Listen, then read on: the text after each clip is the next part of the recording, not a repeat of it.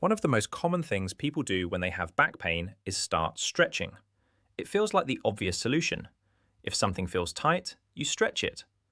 And sometimes that does help, but not always. And in some cases, stretching can actually make things worse. The key question is not should you stretch, it's what are you trying to change? Because back pain is not always caused by tightness. Let's start with why stretching can help. If certain muscles are genuinely stiff or restricted, gentle stretching can improve mobility and reduce discomfort. It can also create a short-term reduction in tension, which can feel relieving. That's why stretching is often part of recovery.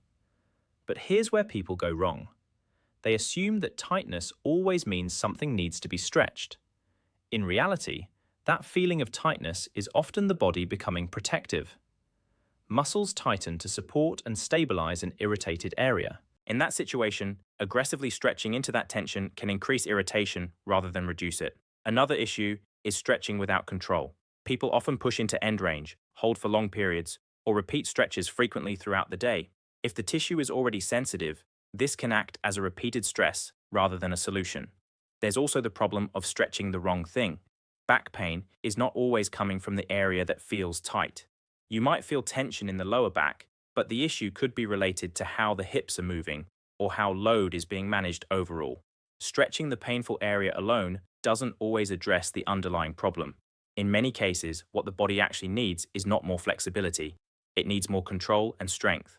If the muscles around the spine are not supporting movement effectively, the body can become sensitive. In that situation, strengthening and controlled movement are often more beneficial than stretching alone. That doesn't mean stretching has no place. It just means it needs to be used appropriately.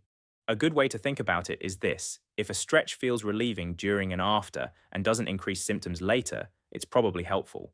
If a stretch increases pain, creates lingering discomfort, or leads to flare-ups, it's not the right approach at that time. It's also important to consider timing. Early in an acute episode, the body may be more sensitive. Aggressive stretching at this stage is less likely to help. As things settle, gentle mobility work can be introduced more effectively.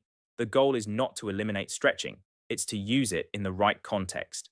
For many people, the most effective approach is a combination of gentle mobility work, controlled strengthening, gradual return to normal movement. This builds capacity rather than just temporarily reducing tension. The biggest mistake is relying on stretching as the only solution. It might feel good in the moment, but if nothing else is changing, progress is often limited. Back pain is rarely about one thing being tight. It's about how the body is functioning as a whole. The key takeaway is simple. Stretching can help, but it's not always the answer, and used incorrectly, it can slow recovery. Understanding when to stretch and when to focus on other approaches is what makes the difference.